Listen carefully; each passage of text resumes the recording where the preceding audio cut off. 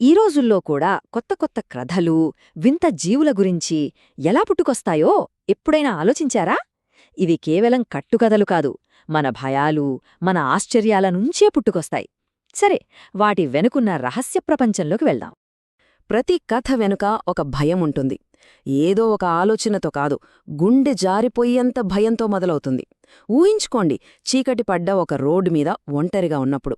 అప్పుడు కలిగే భయంతోనే ఇలాంటి కథలు పుడతాయి. ఈ చిన్న ఊరిలోనే మొదలైంది ఆ కథ. ఇక్కడ పుట్టిన ఒక వింత కథ ప్రపంచమంతా పాకిన ఒక పెద్ద పురాణంగా మారింది. ఒక చిన్న నిప్పురవ్వ ఎలా పెద్ద మంటవుతుందో, అలాగే ఈ కథకు కారణమైన ఆ మొదటి సంఘటనేంటో ఇప్పుడు చూద్దాం.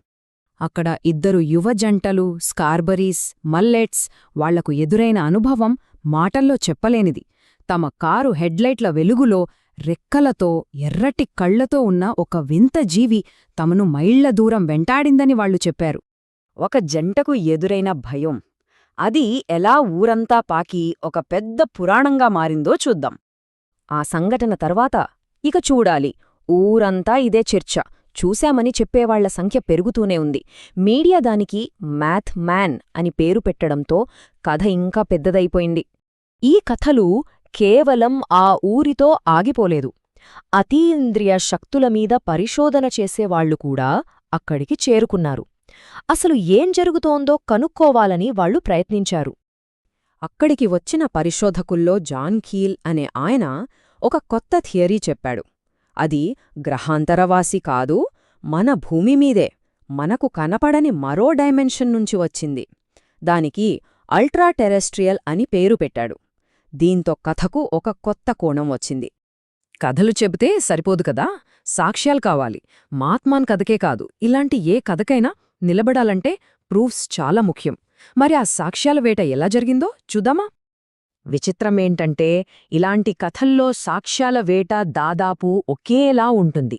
ముందు ఒక ఫోటో, తర్వాత కొన్ని ఆనవాళ్లు, చివరికి ఒక వీడియో.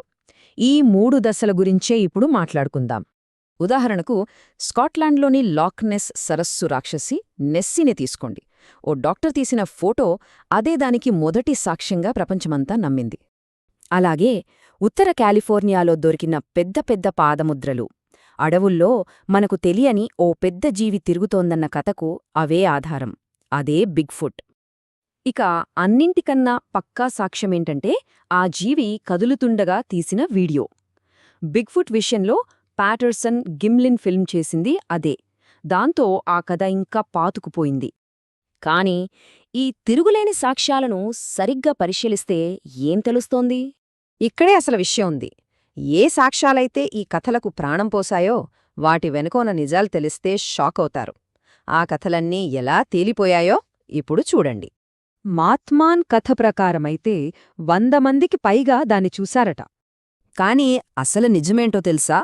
మీడియా దీన్ని పెద్దది చెయ్యకముందు పోలీస్ రికార్డుల ప్రకారం నమోదైన కేసులు కేవలం 6 మాత్రమే. సరే, సాక్ష్యాలు నకిలీవి, కథల్లో చాలా వరకు కల్పన. అయినా సరే, ఈ కథలు మనల్ని ఎందుకు ఇంతలా ఆకర్షిస్తున్నాయి? ఇక్కడే మనమొక విషయాన్ని అర్థం చేసుకోవాలి.